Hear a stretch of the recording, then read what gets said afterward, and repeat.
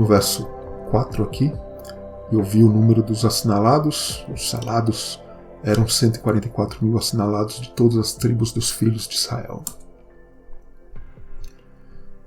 Então, essa questão de tribo também é muito simbólico, né? Porque tribo, essa nação de Israel, é sempre uma simbologia de estar na presença de Deus. Então, uma nação no Antigo Testamento, biblicamente falando, o que ela tinha? Nação de Israel, por exemplo. Ela tinha uma terra prometida, ela possuía reis e sacerdotes, ou rei e sacerdotes, para julgar, estabelecer as leis ali. Eles possuíam sua língua, suas leis, e tinha também o povo, é claro, que ia ser ali a junção de tudo para fazer uma nação. E vemos que os israelitas eles podiam ser removidos ou cortados pela desobediência, né, e pessoas de fora da nação de Israel, entrar por vontade e obediência às leis de Deus. Por exemplo, Raabe, que não era da linhagem de Israel, que entrou Ruth, que acabou sendo bastante importante, daí veio a genealogia de Davi, inclusive vindo Jesus, Urias ali, o soldado de Davi. E existem casos que aqui apontam para leis que mostram que se o povo violasse as leis, por exemplo, do sábado, a própria lei da Páscoa, eles seriam cortados ali do povo de Israel. Então a ligação com a nação de Deus é realmente pela obediência. Realmente o sangue de Cristo é o mais precioso de tudo, não é genealogia.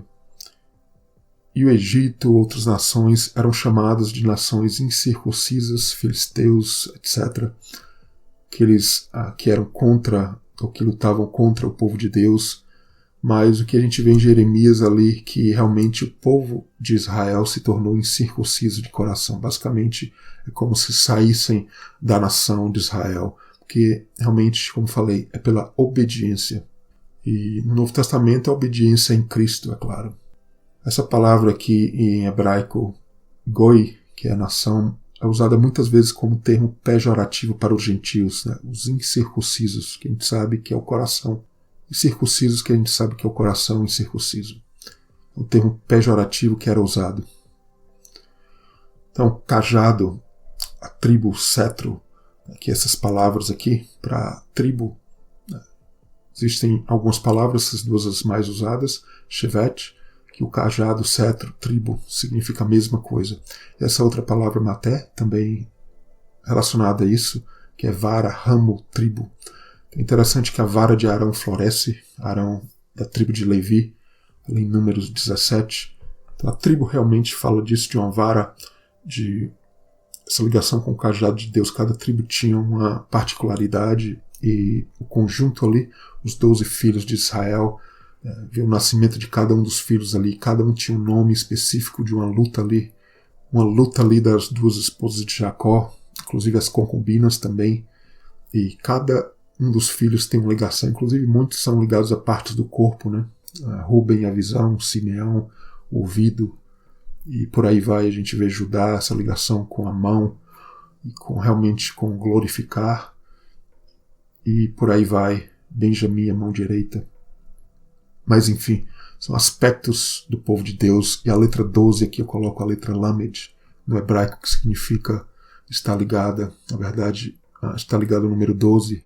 Essa letra Lamed, que é a 12ª letra no hebraico, no alfabeto hebraico ainda hoje, era o símbolo do cajado do pastor antigamente. Acredita-se que antes do cativeiro da Babilônia as letras hebraicas tinham uma formação ali, uma escrita diferente, e está ligado então a cajado discipulado. E no livro de Daniel a gente vê toda essa questão onde o povo de Deus sai da sua terra e vai ali para a presença de outro rei, outra língua. A gente vê a língua, o aramaico, um livro escrito em duas línguas, inclusive no hebraico e no aramaico, outras leis. Então Daniel ali, ele estava ao mesmo tempo fisicamente dentro da Babilônia, mas pela obediência dele à palavra de Deus, ele é como se estivesse fora dela ao mesmo tempo. Então estar fora pelo Espírito. No Novo Testamento, Romanos e Gálatas, a fé em Cristo, né, que é o sangue mais precioso. Através de Cristo que a gente pertence à semente de Abraão. Então essa revelação é a revelação do Novo Testamento, a gente tem que ter isso em mente todos os dias. Interessante, no Apocalipse 1, e nos fez reis, o reino de sacerdotes para Deus e seu Pai. Então esse reino que realmente é um reino daqueles que obedecem e são fiéis a Deus. E esses versos aqui em João, no capítulo 1, são bastante interessantes. Fala que os seus, os judeus, o povo de Israel, não recebeu a Jesus. E os que o receberam, deu-lhes poder de serem feitos filhos de Deus, os que creem no seu nome, os quais não nasceram do sangue, nem da vontade da carne. Veja só, não somos nascidos do sangue nem da carne, nem da vontade do homem, mas de Deus. Então esse é o sangue de Cristo, é o sangue verdadeiro, o sangue da obediência, o sangue da cruz. Mostro com isso, então, que os 144.000 não é literal, são tribos, grupos que têm objetivos e práticas comuns, e a gente vai ver o contraste com a grande multidão. E os reinos da besta, né? O Apocalipse fala muito de reino, de nações, e realmente esse contraste dos 144.000 do povo de Deus, a nação de Deus, com as outras tribos, as outras nações. A gente tem que buscar espiritualidade até no nosso entendimento bíblico, no estudo, né? Essa ligação do 144.000 com o 12, com os 1.000, a gente vai falar mais sobre esses detalhes, e realmente a espiritualidade tem que tomar conta até do nosso entendimento bíblico também. Aqui no verso 5, da tribo de Judá 12.000, da tribo de Ruben 12.000, da tribo de Gad, 12.000 assinalados. E há sempre uma grande discussão porque Dan e Efraim estão fora dessa lista que a gente vai continuar vendo. Dan é removido, Levi é incluído. Se a gente vê que José gerou Efraim e Manassés, normalmente ou você inclui José, ou você inclui Efraim, que foi ali o primogênito pela bênção de José, era o mais novo, mas foi o primogênito. E aqui é interessante que Efraim está fora, e José e Manassés estão juntos aqui, estão incluídos. E há sempre essa grande discussão. Mas uma forma que eu vejo lindíssima de ver isso é que realmente a lista dessas tribos, até na ordem que é colocada, a lista dessas tribos e a ordem que é colocada fala de uma linda história, uma linda frase. Então, Judá, aqui até Benjamim no final. Judá, Ruben, Gad, Aser, Naftali, Manassés, Simeão, Levi, Issacar, Zebulon, José, Benjamim. Se a gente lê o significado deles, faz uma frase lindíssima. Glorificação, veja um filho não, uma tropa, bem-aventurado, minhas lutas, ou minha luta, serão esquecidas, ou a ser esquecido, através do que? Do ouvir, obedecer, né? Ouvir e obedecer estão juntos, estão unidos. Levi tem um galardão, é uma habitação que é realmente com Deus, ele adicionará filho da mão direita. Realmente é uma linda poesia que mostra realmente quem são os 144.000. Esses que são fiéis, passaram por tribulações e as lutas são esquecidas. Manassés ali, que nasceu logo depois das lutas de José, mas depois vem Efraim, que é o primogênito. Interessante que a falta de Dan e Efraim, em Gênesis 49, a gente vê que Dan julgará o seu povo. Uma serpente no caminho morde os calcanhares dos cavalos, né, do cavalo, e faz cair o cavaleiro. Interessante como uma serpente que vem realmente julgando. E Efraim ligado à primogenitura, que é ligado ao sacerdócio também. E interessante que é justamente o trabalho dos 144.000. Então, muitas vezes a gente pode até olhar pela falta deles, na verdade está também mostrando um trabalho escondido, né, que Deus vai fazer de julgar o povo de Deus, a primogenitura verdadeira. Que de todos eles aqui, Efraim, claro, José também o pai, mas Efraim é assim o mais ligado à primogenitura. Inclusive a a primogenitura ali foi dada a José, realmente passa a Efraim, o nome Israel passa a Efraim, realmente era o dominante ali das 12 tribos. E depois da divisão das tribos em dois, passou a Efraim e José serem os dominantes ali da tribo do norte, Judá ao sul. Muitos falam que Dan e Efraim não foram incluídos por causa da idolatria ali, mostrada em 1 Reis, capítulo 12, 2 Reis 17, ali em Betel e Dan. Mas para mim, incluir isso realmente como fato que realmente entre no meu coração, eu teria que entender o porquê. Porque, na verdade, todas as tribos tiveram momentos de infidelidade. No início ali Simeão e Levi, em Gênesis, ali o massacre em Siquém, e eles estão incluídos. Mas realmente eu não vou descartar isso. Pode realmente ter alguma ligação, mas para mim eu queria ter assim, um motivo mais forte. Qual a ligação dessas passagens em 1 Reis, 2 Reis com esse reino aqui de Deus? Existe alguma coisa? Pode ser realmente que tem alguma coisa. Eu acredito até que tem. Acredito até que realmente tem uma ligação, mas é um conjunto de coisas, não é apenas uma coisa. Eu gosto muito dessa poesia aqui. E é interessante essas 4 divisões com 3 tribos. Apesar que no original a gente não vê essa divisão, porque eu notei que a palavra selo, muitas vezes eles repetem uma coisa que às vezes nem está no grego.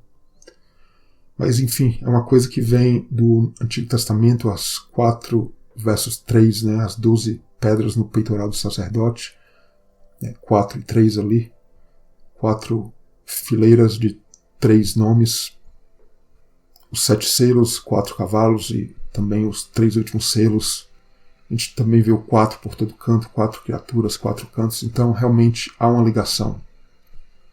E o porquê da ausência de Dan e Efraim eu não coloco apenas em um motivo, e essa questão da poesia a gente já vê ali desde a genealogia ali de Adão até chegando a Noé, onde realmente se faz uma frase ali lindíssima da salvação de Deus que chega em Noé, o descanso. Até mostrei em outro estudo ali no Gênesis. Então certamente existem outros motivos que podem ser colocados aqui. No verso 6, da tribo de Aser, 12.000, da tribo de Naphtali, 12.000, Manassés, 12.000. A gente coloca mais detalhes aqui sobre esses 144.000, que enfatizam uma bênção dobrada, um galardão, servir no templo de Deus. A primeira ressurreição fala de uma bênção dobrada, são 1000 anos reinando com Cristo. A gente vai ver a parte literal, a parte espiritual dessa questão do 1000 também. A segunda ressurreição, infelizmente, é um pagamento dobrado ali nas taças, a gente vê a ira de Deus. E Apocalipse, no capítulo 20, versos 5 a 6, a gente vê esse detalhe da primeira ressurreição e da segunda morte. E se fiéis formos, realmente vamos reinar com Cristo, e a segunda morte não vai ter poder sobre nós. Realmente o julgamento de Deus, esses julgamentos, a ira de Deus, as taças não terão poder sobre nós. Os 144.000 é o modelo do reinado de Davi. A gente vê em 1 Crônicas 25 e 27, o coral com 288 sacerdotes, é justamente o dobro dos 144.000. E o coral de Davi com 288 sacerdotes, que é justamente o dobro de 144, que eram 24 turnos com 12 sacerdotes em cada. Também o exército ali de 288.000, veja só, 12 turmas de 24.000. Eram capitães de milhares e centenas. Então toda essa simbologia desses números que fala de uma contagem, como a gente vai ver aqui logo em seguida.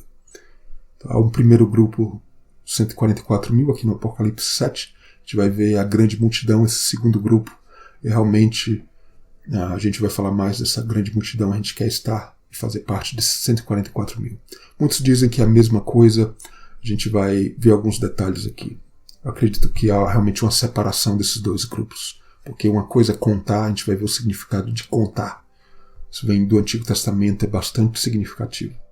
12.000, 144.000 não é literal. Eu falo até provavelmente não é literal, eu acredito que não é, na minha opinião, apenas pela simbologia do Antigo Testamento aplicando para o Novo. Mas quem quiser levar como literal, acho bastante perigoso literalizar. Então, 144 mil, apesar de um número grande, é um número que pode se contar, a gente vai falar sobre isso, versus a grande multidão, um número incontável que a gente vai ver em seguida. E no verso 7, a gente vai ver da tribo de Simeão, 12 mil, Levi, 12 mil, Issacar, 12 mil. Realmente aqui tem falado mais sobre essa questão dos 144 mil, não diretamente sobre cada tribo. A contagem era para um serviço, para uma guerra também. A guerra é um serviço, mas tinha um serviço dos sacerdotes também, outros serviços. Uma guerra contra idolatria. É isso que a gente vê no livro de Números, o livro da contagem, o livro da guerra ali também. Idolatria ser vencida. Então Davi fez contagem do povo. Teve passagem ali onde ele fez a contagem e sem o pagamento que a gente acredita pela lei de Deus, e a praga vem. Que não é contado por Deus, veja só, no Apocalipse a gente vai ver justamente a praga. No livro de Jeremias a gente vê Deus lembrando da iniquidade e vem e visita a iniquidade do povo. Esse tema de visitar e lembrar. Então, visitar e contar, existe uma palavra no hebraico muito usada na Bíblia do Antigo Testamento, é a mesma palavra visitar e contar, bastante interessante. Essa contagem de divisão no livro de Números, capítulos 1 e 2, 4 grupos, 3 tribos em cada grupo. É interessante no Apocalipse a gente ver esses 4 e 3 também, em vários aspectos, inclusive nos selos ali. Então, no livro de Êxodo a gente vê a contagem do povo, a lei para a contagem do povo. Essa palavra aqui, que eu coloco aqui no hebraico, que ali fala que uma praga aconteceria se eles não forem resgatados, aquelas pessoas ali que estavam sendo contadas. E a gente vê logo em seguida no Êxodo capítulo 32 a idolatria do bezerro de ouro. E no Êxodo 33 Deus visita e traz punição. Então essa questão da palavra contar, que significa também visitar e punir. Então contar é separação para um trabalho, significa punir também, que você está separando ali para trazer realmente uma punição, colocar em ordem, realmente. Contar é ordenar, e a punição está ligada a essa, colocar em ordem, a concordância faz essa ligação, realmente a palavra de Deus liga, porque é a mesma palavra. No livro de Números também é interessante, né, porque capítulos 1 e 2 a gente vê a contagem para a guerra, serviço que é a guerra, aqui. Nos capítulos 3 e 4 de Números, a contagem para o serviço, ali os levitas inclusive. E em Números 31, a gente vê 1.000 de cada tribo, ali 12 mil. Era uma guerra contra Midian, a idolatria ali, logo depois ali de Balaão, etc. Essa guerra contra a idolatria nos selos, taças e trombetas. No Apocalipse a história se repete, né? 144 mil é um povo contado para uma batalha realmente contra a idolatria, como tenho falado. E as pragas vêm também aqui no próprio Apocalipse, a gente vê as pragas, porque quando esse pagamento não é feito, realmente quando a pessoa não está realmente ali provada no fogo como ouro, esse resgate da alma, como a gente vê ali na lei em Êxodo capítulo 30, verso 12, realmente a praga vem, está ligada ao sacerdócio que tem que vir e, por um outro lado, trazer ali a correção e a eliminação da praga através do sacerdócio fiel. Apocalipse 16, 19, Deus vai lembrar da Babilônia e dar o cálice da ira. Então essa palavra lembrar e visitar estão muito ligadas biblicamente. Várias passagens onde, por exemplo, em Jeremias, a lembrança e a visitação de Deus, porque Deus vem trazer realmente a correção. Lembrar-se, né? O livro de Zacarias que fala realmente dessa lembrança de Deus. Zacarias vem dessa palavra lembrar, Deus lembrou. Então Deus está sempre nos lembrando de nós e nos contando, positivamente e negativamente, mas sempre visando o lado positivo da correção. E no verso 8, da tribo de Zabulon 12 mil, José 12 mil assinalados, Benjamim 12 mil. Eu coloco aqui a régua porque é realmente uma medida. Contar significa também estar ligado a essa medida. Veja só, as medidas da Nova Jerusalém são as medidas de Cristo em nós. E os selos, trombetas e taças fazem parte desse processo de contagem, de medição. Então, o mesmo gráfico, essa imagem que já mostrei, essa palavra contar no hebraico, da raiz aqui. Então, visitação de Deus, essa contagem, essa ordenação, colocar em ordem. Então, somos medidos, né? Como aqui no Apocalipse 11, vamos ser medidos. É interessante, todos os números aqui nos selos e trombetas do Apocalipse falam de uma medição, como a gente vai vendo, essa medição do templo, porque somos um povo que devemos ter o tamanho e a estatura de Cristo, como esse tamanho, essa medição de Jerusalém. É o átrio, ali o pátio ali fora, é a terceira parte ali do templo, do tabernáculo, que aqui no Apocalipse 11 é falado que não vai ser medido. As nações ali, realmente as pessoas que estão fora da presença de Deus, estão em idolatria, Deus ali, veja só que Deus não mede, mas Deus vai trazer a medição realmente nas taças, com certeza. Então é fruto de um trabalho não apenas no futuro, presente, passado e futuro, é a correção de Deus que vem trazendo essa contagem, essa ordenação nossa para um trabalho, para essa guerra, para o trabalho sacerdotal também. E a gente vai continuar falando sobre isso, vamos parar aqui no 8, a gente continua no verso 9 em seguida.